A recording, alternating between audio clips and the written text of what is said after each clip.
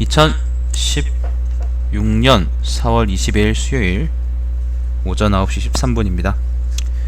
오늘은 권 99 유경 숙손통 열전입니다. 39번째 열전이고요.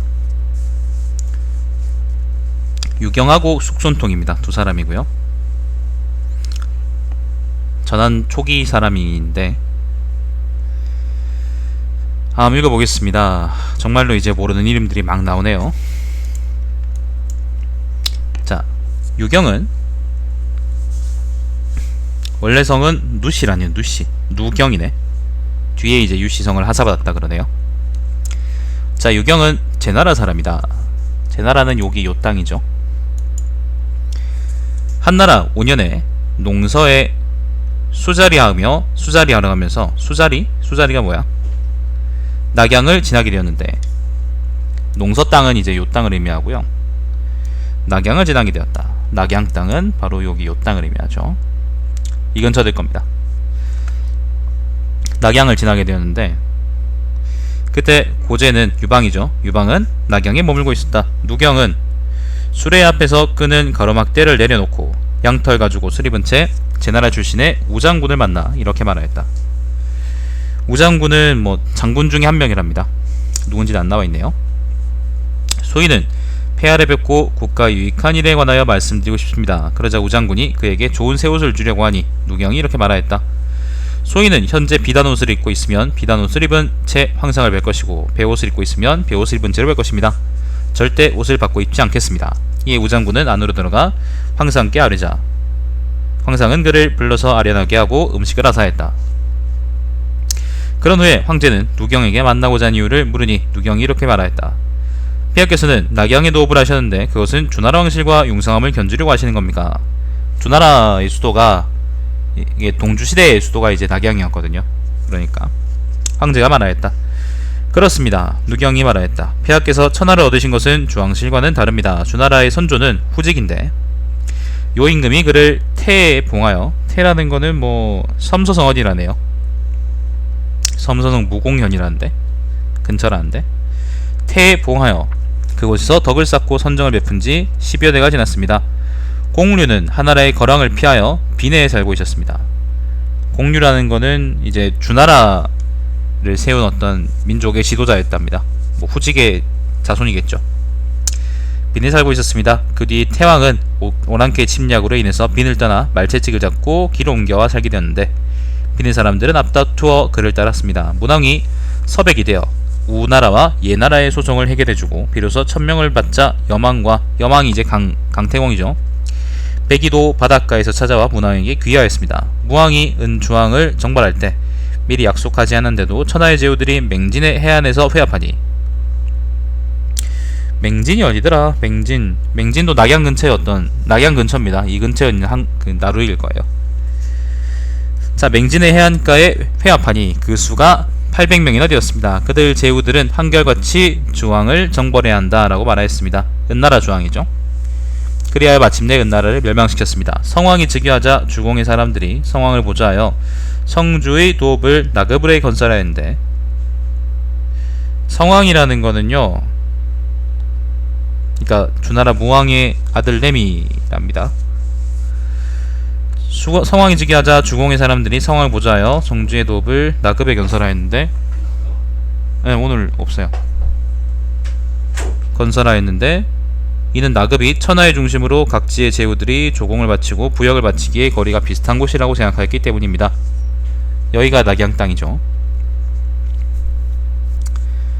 나급은 덕이 있는 사람이면 왕노릇을 하기가 쉽고 덕이 없는 사람이면 쉽게 망할 곳이기도 하였습니다. 무릇 이 나급의 도읍을 정한 것은 주나라가 덕으로서 천하의 백성을 이끌도록 한 것으로, 험준한 지형을 믿고 후세의 자손들이 교방과 사치로 백성을 확대하는 일이 없고자 했기 때문입니다. 주나라가 흥성할 때에는 천하가 회합하였고 사방의 오랑캐들이 교화에 끌려서 주나라의 의와 덕을 사모하여 모두 다같이 천자를 섬겼습니다.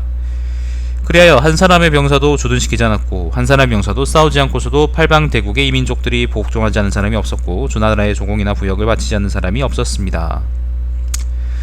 그러나 주나라가 쇠퇴해지자 서주와 동주로 분열되었고 천하에 입주하는 제들도 없었으며 주나라는 그들을 제어할 수 없게 되었습니다. 이것은 그들의 덕이 밖에서 그런 것이 아니라 그들의 영세가 쇠약하였기 때문입니다. 지금 폐하께서는 풍과 폐에서 일어나, 바로 여기가 폐죠. 폐현. 풍과 폐에서 일어나 3000명의 군사를 모아 진격하여 촉과 한을 석권하시고, 촉과 한중이죠. 한을 석권하시고, 삼진을 평정하시고, 삼진 땅을 평정하시고, 항우와 더불어 형양에서 교전하시고, 성고의 요충지를 장악하시기 위하여 70차례 큰 전투를 하시고 40차례 작은 전투를 치르셔서 천하의 백성들이 간과 고를 대지에 뒹굴게 하시고 아버지와 자식의 뼈가 함께 들판에 뒹굴게 하신 것이 이루 헤아릴 수 없는 지경입니다. 통곡하는 소리가 끊이지 않고 사람 많이 죽였다는 의미죠. 끊이지 않고 부상을 당한 사람들이 아직 일어나지도 않은 형편인데 주나라의 성왕과 강왕 때 융성함을 비교하려 하십니까? 융성함 비교하려 하시니 소인은 아직도 서로 비교할 수 없다고 생각합니다. 게다가 진나라의 땅은 산에 에워싸여 있고 하수를 끼고 있어 사면이 천혜의 요새로 견고하게 막혀 있어 비록 갑자기 위급한 사태가 있더라도 100만의 군사를 동원하여 배치할 수 있습니다. 그러니까 요 땅입니다. 옛날 진나라의 땅은 요 땅이죠. 강으로 둘러싸여 있고 그 다음에 산도 이제 주변에 요 남쪽에 질령산맥도 있고 오른쪽에는 또 산맥이 있고 그렇죠. 그러니까 되게 큰 요새지란 겁니다. 크게 보면요. 진나라의 옛터전은 차지하여 더 없이 비옥한 땅을 소유한다면 이것이 이른바 천연의 곡간이라고 할 수 있습니다. 폐하께서 함곡관으로 들어가셔서 그곳에 도읍하신다면 산동이 비록 어지러워도 진나라의 백성은 보존할 수 있을 것입니다. 여기 산동이라는 거는 여기 함곡관 동쪽의 땅들의 의미예요. 대저 다른 사람과 싸울 때 목을 조르고 등을 치지 않으면 완전한 승리를 거둘 수 없습니다. 지금 폐하께서 함곡관에 들어가셔서 도읍하시고 진나라의 옛 땅을 차지하시는 것이 바로 천하의 목을 조르는 것이며 천하의 등을 치는 것입니다. 이게 무슨 말이냐면은 이제 유방이 낙양에다가 도읍을 정하려 그랬어요. 정하려 그랬는데 근데 이제 유경이 지나가다가 이걸 보고 네가 삼진에 들어가서 그러니까 진나라에 들어가서 여기다가 도읍을 하면 진나라 땅에다가 도읍을 하면 한국관 들어가가지고 그러면은 혹시나 나중에 일이 잘못됐더라도 여기를 기반으로 해가지고 클 수 있다라고 얘기를 한 거예요. 그래서 이제 수도를 낙양에 정하지 말고 관중으로 들어가서 정해라 라고 얘기를 한 거거든. 이리하여 고조가 무신하들에게 의견을 물으니 무신하들은 모두 산동 사람들인지라 앞을 다투어 주나라는 수백 년 동안 왕노릇 하였으나 진나라는 이대 만에 멸망하였으므로 주나라의 낙양에 도읍하는 것이 낫다고 말하였다. 고조는 주저하며 결정을 내리지 못하고 있다. 그때 유후 장량이 함곡관으로 들어가는 것이 유리하다고 분명히 말하자 그날로 수레를 서쪽으로 몰아 관중에 도읍하기로 하였다. 그래서 바로 장안이 이제 수도가 되죠. 잠깐만요.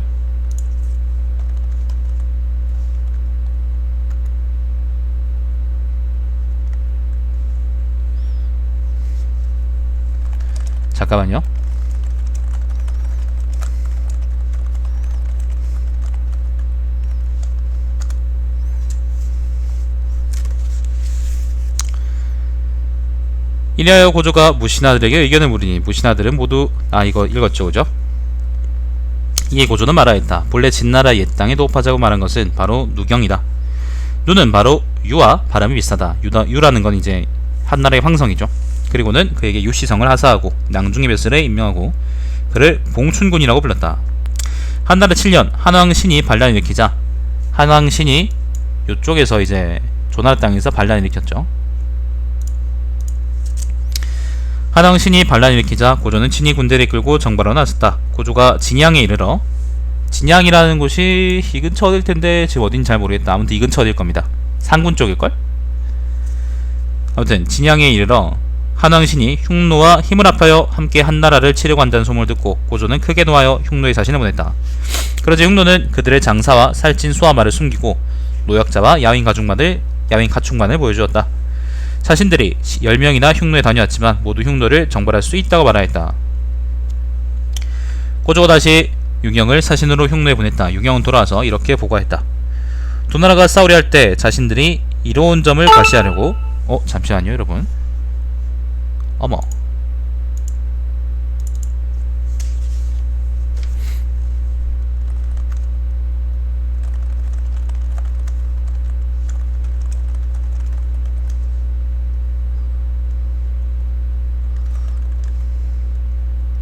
여러분 잠시만요.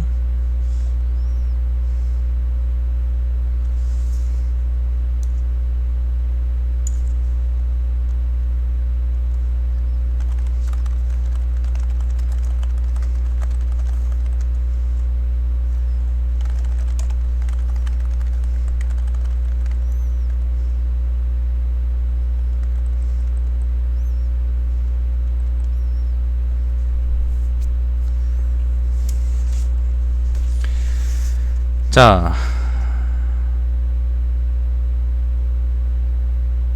내가 어디까지 읽었지? 고조가 다시 유경을 사진으로 보냈다. 흉노에 보냈다. 유경은 돌아와서 이렇게 보고하였다.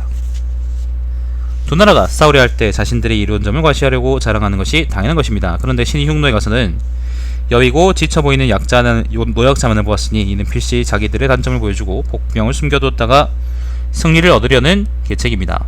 어리석은 생각으로는 흉노를 공격해서는 안된다고 생각합니다. 이 무렵 한나라 군대는 이미 구주산을 넘어서 20만의 군대가 진격하고 있었다. 구주산이 어딜까? 산서성 대현이라네. 안문 대현 요쪽이 구주산인가 보네요. 구주산을 넘어서 진격하고 있었다. 노구전은 노하여 유경을 꾸지 말아 했다. 제나라 포로 녀석아, 주둥이를 놀려 벼슬을 봤더니 이제는 감히 망령된 말로 나의 군대 출병을 맞는구나. 그리고는 유경을 족쇄와 수갑을 채워 광무에 가두었다. 그렇게 유방은 개쪽을 당하죠. 그리고는 계속 진군하여 평성에 이르렀다. 평성이라는 거는요, 산서성 대동시라는 대동시니까 아마 이 근처 아닐까요? 아무튼 이 북방입니다. 북방에 싸우고 있다, 그런 말입니다. 흉노는 과연 복병을 내어 백등산에서 고조를 포위하였는데 1회 만에야 겨우 포위를 풀었다. 1회 만이라는 건 7일 동안이죠. 고조는 광무로 와서 유경을 용서하고 이렇게 말하였다. 개촉당했으니까. 내가 그대의 말을 듣지 않았다가 평성에서 공격을 당하였다. 나는 이미 천하의 흉노를 공격해도 좋다고 말한 10명의 사람을 모두 참아했다. 자신을 모두 참아했다. 그리고 유경에게 2,000호의 시급을 하사하여 관내후로 삼고 건신후라고 불렀다.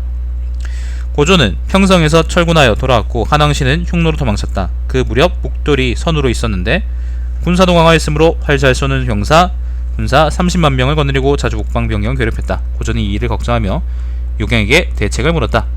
유경은 다음과 같이 대답하였다. 천하가 이제 막 평정된지라 군사들이 전투에 지쳐있으므로 무력으로는 흉노를 복종시킬 수 없습니다. 묵돌은 자기 아비를 죽이고 선우가 되어 아비의 많은 첩을 아내로 삼았고 무력으로 위세를 떨치고 있으니 인의로는 그를 설득시킬 수 없습니다. 그러나 다만 그의 자손을 영원히 한나라의 신하로 만드는 계책을 쓸 수밖에 없습니다. 그러나 폐하께서는 그것을 실천하지 못하실 겁니다. 고조가 말하였다. 관일과 같은 일이 가능하기만 한다면 못할 것이 무엇이겠냐? 어떻게 해야 한다는 말입니까? 유경이 대답하였다. 폐하께서 만일 적출장녀 공주를 묵돌에게 시집을 보내시고 후한 선물을 그에게 내려주신다면 그는 한나라가 적출공주를 그에게 시집 보내고 선물이 후한 것을 보고 비록 오랑캐라고 할지라도 반드시 공주를 존경하여 연지로 삼을 것이고, 연지라는 거는 그 선우의 왕후를 의미하는 말입니다. 삼을 것이고 공주께서 그의 아들을 낳으면 태저를 삼아서 선우의 대를 잇게 할 것입니다. 왜냐하면 그들은 한나라의 많은 선물을 탐내기 때문입니다. 폐하께서는 철마다 한나라에서는 남아돌지만 그들에게는 드문 물건으로 자주 위문하시고 그때마다 말 잘하는 사신을 보내 은근히 예절에 대하여 가르치신다면 목돌이 살아있는 동안에는 폐하의 사위가 되는 것이며 그가 죽을 경우에는 폐하의 외손이 선우가 되는 것입니다. 폐하께서는 외손이 감히 외할아버지와 대등한 예를 주장하였다는 말을 들으신 적이 있습니까? 이것은 군대를 내어 싸우지 않고도 점차 그들을 신하로 만드는 방법입니다. 만일 폐하께서 막공주를 보내실 수 없으셔서 종실과 후궁 중에 딸을 뽑아 공주하러 속여보내신다면 그들도 또한 눈치채고서 그녀를 귀하게 여기지 않거나 가까이 하지 않을 것이므로 그것은 아무런 도움이 안 될 것입니다. 여기서 막공주가 이제 노원공주인데요. 근데 이미 이제 조나라왕 장호의 처로 있었죠. 고전의 이 말을 듣고 좋다고 말하고 막공주를 시집 보내려고 했다. 그러나 여태우가 밤낮으로 울면서 사정하였다. 첩에게는 태자와 딸 하나밖에 없는데 어찌하여 그 아이를 흉노에 버리시려 하십니까? 고조는 결국 막공주를 보내지 못하고 그 대신에 가인 중에 집사람 중에 한 사람을 뽑아 막공주라고 속여 선우에게 시집을 보냈다. 그리고 유경을 흉노에 사신을 보내 화친을 맺게 하였다. 잠시만요 여러분.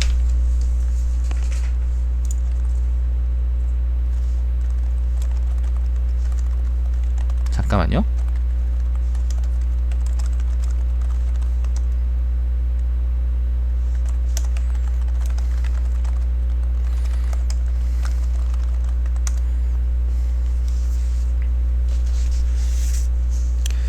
유경은 흉노의 사신으로 갔다 와서 이렇게 말하였다. 흉노의 하남에 살고 있는 백양왕과 노번왕은, 흉노의 하남이라 그러는 거는 내봉고 자치구에 있는, 이거 어떻게 읽지? 모르겠다. 뭐 아무튼 내봉고 자치구랍니다. 저 북쪽 땅이겠네요. 살고 있는 백양왕과 노번왕은 장안에서 가깝게는 700여리 정도밖에 떨어져 있지 않습니다. 그들은 하루 밤낮을 달리면 진중에 도착할 수 있습니다. 진중이라는 거는 여기 진나라 땅, 관중을 의미하죠. 이 근처 아닐까? 이 근처를 얘기하는 거 아닐까요? 자, 그들은 진중은 최근에 전화를 당한 곳으로서 백성은 적지만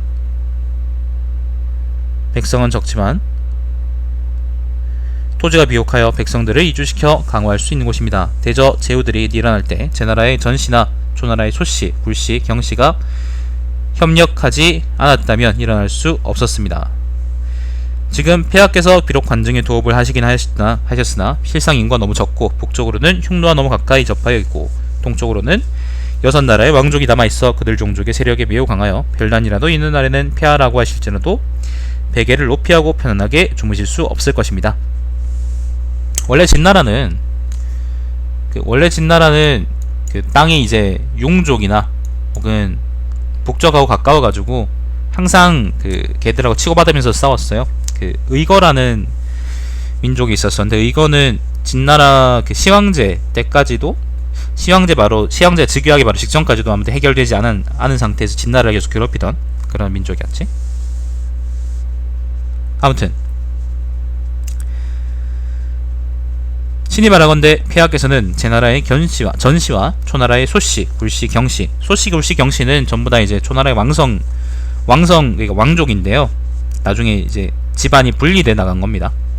그리고 연나라, 조나라, 한나라, 위나라의 왕족들의 후손들과 호걸과 명문의 사람들을 관중으로 모이 이주시켜 살게 하십시오. 그렇게 하면 아무 일도 없을 때에는 흉노에 대비할 수 있고 제후들이 별난이라도 일으켰을 때는 그들을 이끌고 동쪽으로 와서 정벌하기에 충분할 것입니다. 이는 바로 나라의 근본은 튼튼히 하고 말단을 약화시키는 방법입니다. 고조는 좋다고 말하고 유경을 보내어 그가 말한 대로 10만여 명을 관중에 이주하여 살게 하였다. 숙손통은 설 땅 사람이다. 이제 유경의 열전이 끝났나 보다. 숙손통이라는 거는 설은 요 근처에 있는 땅이에요. 이 어딜 겁니다. 설 땅 사람이다. 진나라 때에는 학문이 뛰어나 분을 받고 박사에 임용되기를 기다리고 있다. 몇 년 뒤에 진승이 산동에서 일어나자, 여러분, 내가 크게 착각한 게 있는데요.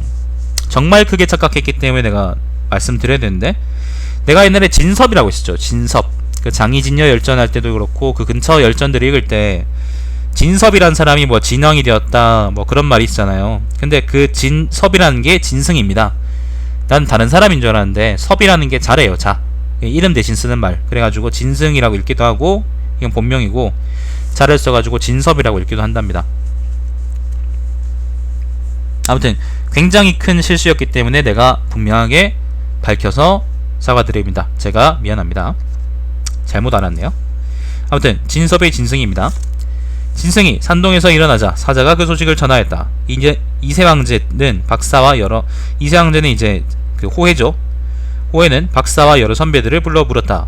초나라에서 수자리 서던 병사들이, 수자리가 뭘까? 뭐 경계 선다 그런 말일까?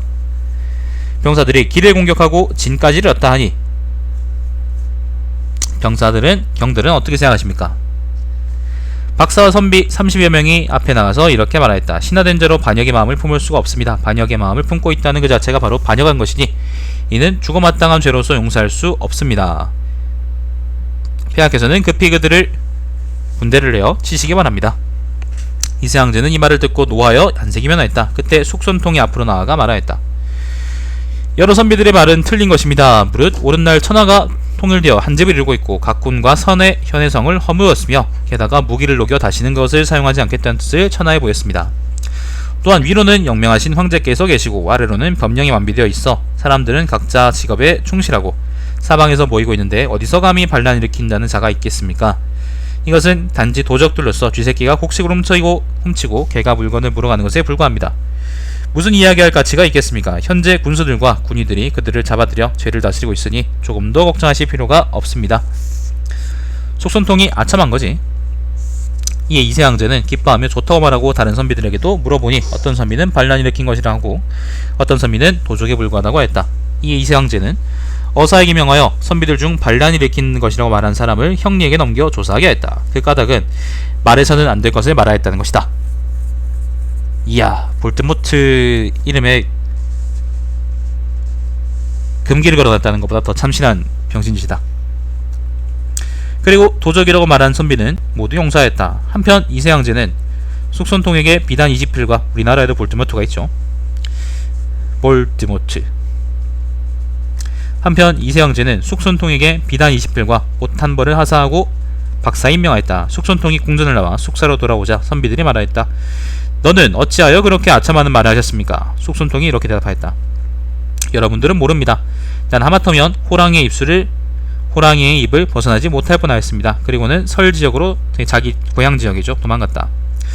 그러나 설은 벌써 초나라에 항복한 뒤였다. 그러던 중 항량이 설에 왔을 때 숙손통은 그를 따랐다. 항량이 정도에서 패하자 숙손통은 회양을 따랐다. 초나라 회양이죠.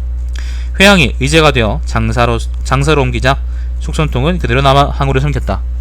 한나라 2년 한왕이 5 제후들을 이끌고 팽성에 입성하자, 팽성도 이 근처 땅인데 여기서 한번 개쭉났죠. 유방이. 숙손통은 한왕에게 항복하였다. 그러나 한왕이 전투에서 패하여 서쪽으로 퇴각하자 끝까지 한나라 군대를 따랐다. 숙손통은 선비옷을 입고 있었기 때문에 한왕이 그것을 몹시 싫어했다. 이에 숙손통은 그 옷을 바꾸어 짧은 옷을 입었는데 그것은 초나라의 복식이라 한왕이 기뻐하였다. 굉장히 처세에 능한 사람이네요. 숙손통이 한왕이 항복했을 때 그를 따르는 선비들과 제자들이 100여 명이었다.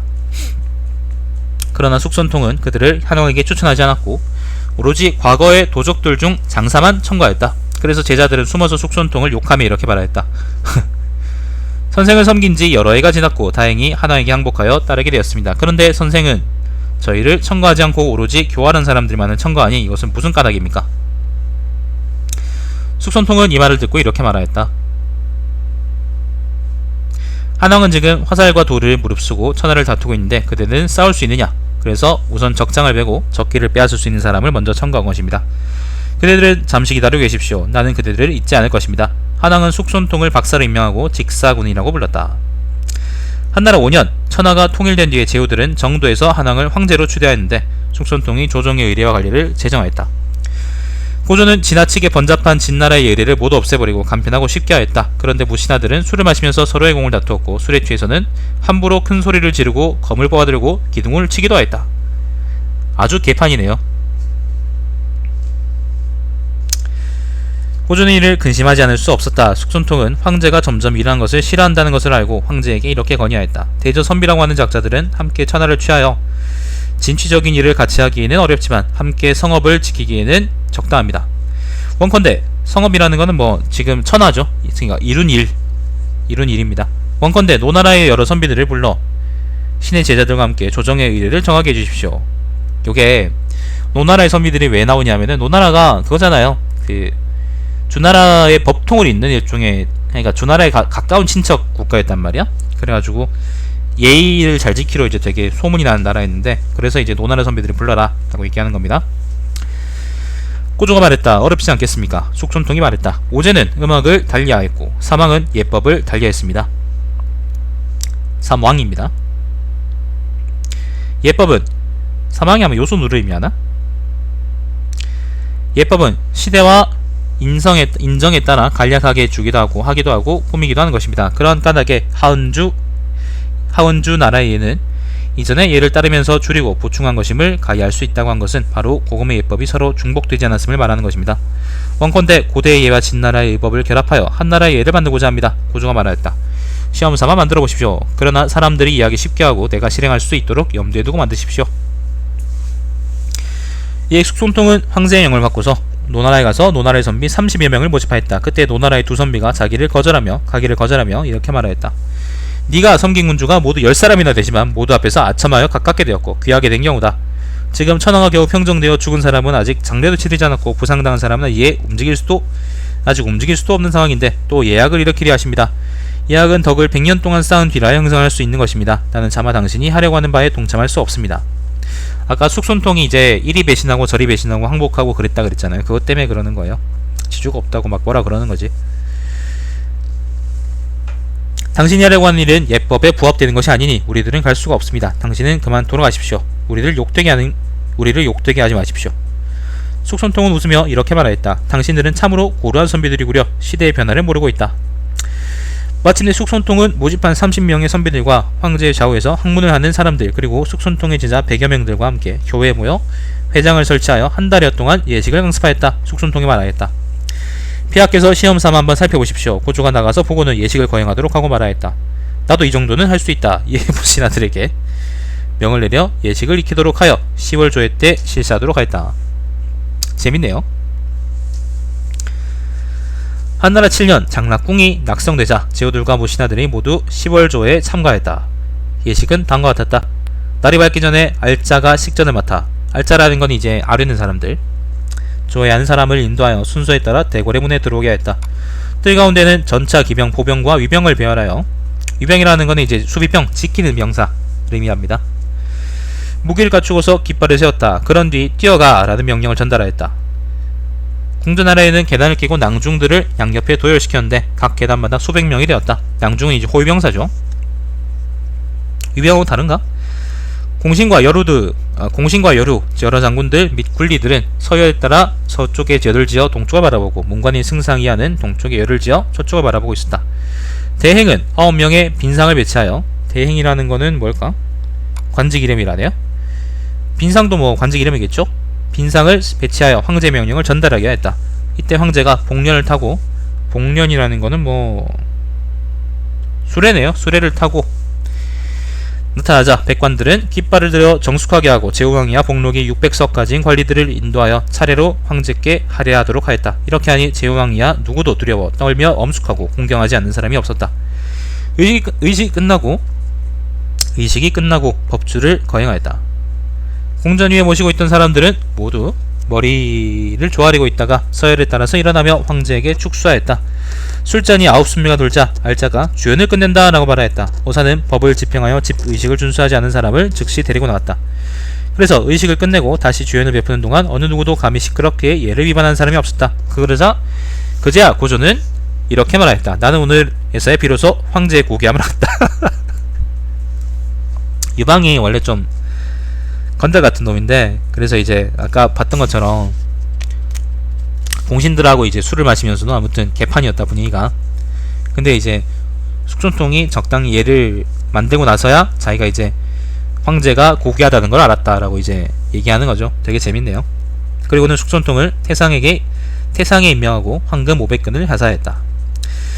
숙손통은 이 기회를 틈타 진언하였다. 신의 여러 제자인 선배들이 신은 따른 지 오래되었습니다. 그들은 신과 함께 의법을 만들었으니 원컨대 그들에게도 관직을 내려주십시오. 그러자 고조는 그들을 모두 난관에 임명하였다. 난관이라는 거는요, 그 제왕의 시종이랍니다. 숙손통은 궁을 물러나와서 자기가 받은 500근의 황금을 모두 여러 선비들에게 나누어 주었다. 이에 선비들이 기뻐하며 이렇게 말하였다. 숙손 선생은 참으로 성인이시다.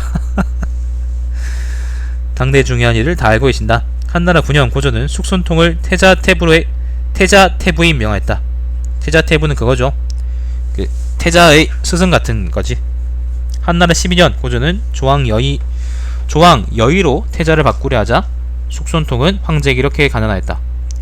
옛날에 진나라 헌공은 총이하던 여의 때문에 태자를 피하고 해제를 태자로 세웠습니다. 이 때문에 진나라는 수십 년 동안 혼란스러웠으며 천하의 웃음거리가 되었습니다. 여기서 진나라 헌공은 그 여기 있던 진나라 말고 여기 있던 진나라를 의미합니다.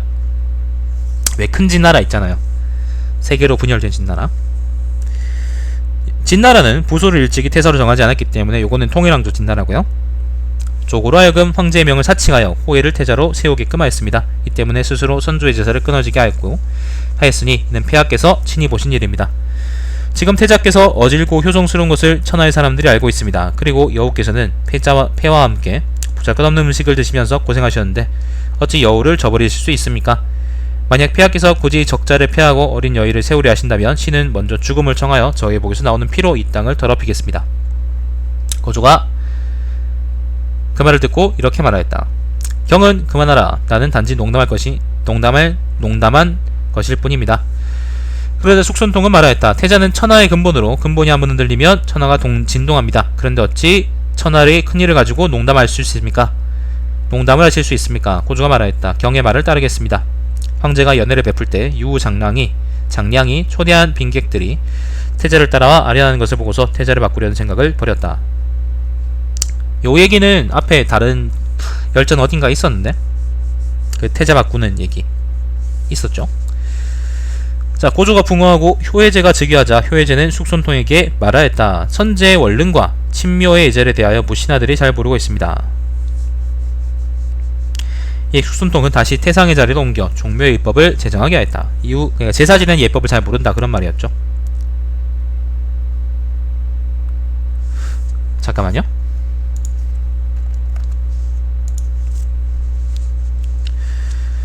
이후 한나라의 여러 예법이 점차 갖추어지니 이는 모두 숙손통이 태상으로 재직할 무렵에 만들어진 것이다. 효혜제가 동쪽에 있는 장락궁의 여태호에게 문안하러 가거나 가끔 비공식적으로 들릴 때 자주 통행을 금지하여 백성들을 번거롭게 하였다.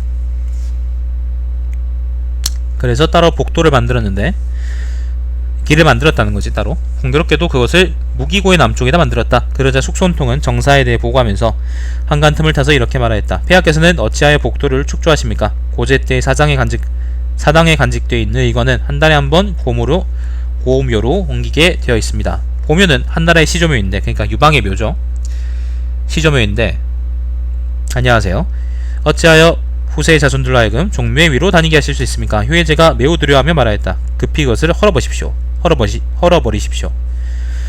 그러자 숙손통이 말하였다. 군주는 잘못된 일을 하실 수 없음이옵니다. 지금 이미 복도를 만들었다는 것을 백성들이 모두 알고 있습니다. 그런데 지금 다시 그것을 허물어버린다면 황제께서 잘못하셨다는 것을 보여주는 것이 됩니다. 청컨대 폐하께서는 위수 북쪽에 따로 사당을 만들고 고제의 의관을 매월 그리로 옮기도록 하십시오. 종교를 넓히고 많이 짓는 것은 바로 대효의 근본입니다. 효혜제는 이에 관리에게 조칙을 내려 사당을 신축하도록 하였다. 따로 사당을 신축한 것은 바로 복도 때문이었다. 위수가 아마 이 강을 보고 위수라 그러든가, 황하의 지류입니다. 황하의 지류인데 지금 이게 위수든가? 아무튼 그 황하의 지류 중에 하나입니다. 어떤 부분을 이제 위수라고 부르죠. 자, 효혜제가 일찍이 봄에 이궁으로 출류하였을 때 숙손통이 이렇게 말하였다. 옛날에는 봄이 되면 핵과일을 종묘에 바치는 일이 있었습니다. 지금 막 인두가 이겼으니 바치만 합니다. 원건대 폐하께서 출류하실 때 인두를 가져다 종묘에 바치길 바랍니다. 이 황제는 그렇게 하겠다고 하였다. 여러 신선한 과일들을 종묘에 헌납하는 일은 이로부터 시작되었다. 태상후 말하였다. 끝났네요. 소곤의 청금의 갓옷은 여우 한 마리의 겨드랑이 가죽만으로 만든 것이 아니고 높은 누대의 석가래는 한 그루의 나무마지만으로 만든 것이 아니듯이 하운주 3대의 태평 성대함은 한 사람의 지혜로서 이룬 것이 아니다 라고 했는데 맞는 말이다. 무릇 고조는 평민 신분으로 일어나 천하를 평정하였는데 모계와 용병술의 재주를 모두 갖추었다고 할 수 있다. 그러나 유경은 수레를 끄는 막대를 내던지고 한번 도읍을 옹리라고 유세함으로써 만세의 안정을 이루었으니 지혜라고 하는 것을 어찌 한 사람이 전유할 수 있겠느냐. 숙손통은 세상이 영합하여 쓰이기를 바라고 당시의 중요한 일을 생각하고 의를 제정하고 또한 시세의 변화에 따라 나아가고 물러나 마침내 한나라의 유학의 종정이 되었다. 매우 고든 것은 굽어 보이고 길이 난 매우 원래 구불구불한 것이다 라고 하는 말은 이와 같은 경우를 한두고 하는 말일 것이다 라고 사마천이 숙손통을 평했습니다. 글쎄요, 이걸 어떻게 내가 평을 해야 될까? 유경은 이제 한나라의 수도를 낙양에서 장안을 옮겨버렸고 적절하게 진언했고 선비였고 일종의 선비라고 할 수 있을 것 같다. 숙손통은 선배이고 예법도 잘 알고 박학다식한 사람인데, 근데 지금 재밌는게 숙손통은 선비로서의 어떤 절조가 있진 않아요. 이거는 절조가 내 생각엔 없다고 얘기하는 보다는 그냥 처세에도 능하고 시세를 파악하는 눈이 굉장히 좋다고 얘기할 수 있는 거지. 그러니까 이런 겁니다. 그 바람이 세게 부는데 그러니까 나무를 세워놓으면은 바람이 엄청 불면 나무가 부러지고 말잖아요. 근데 갈대 같은 풀을 세워놓으면은 이리저리 흔들리면서도 어쨌건 자기 자리를 지키고 있다는 거지. 사마천이 평한대로 난 나름대로 잘 평했다고 생각하는데, 사마천이 평한대로 이제 숙손통은 그런 갈대 같은 사람인 거죠. 그러면서 자기 자리는 지키고 그리고 할 일은 하고 그런 사람인 거지. 여튼 여기 대해서 제가 더 드릴 말씀은 없습니다.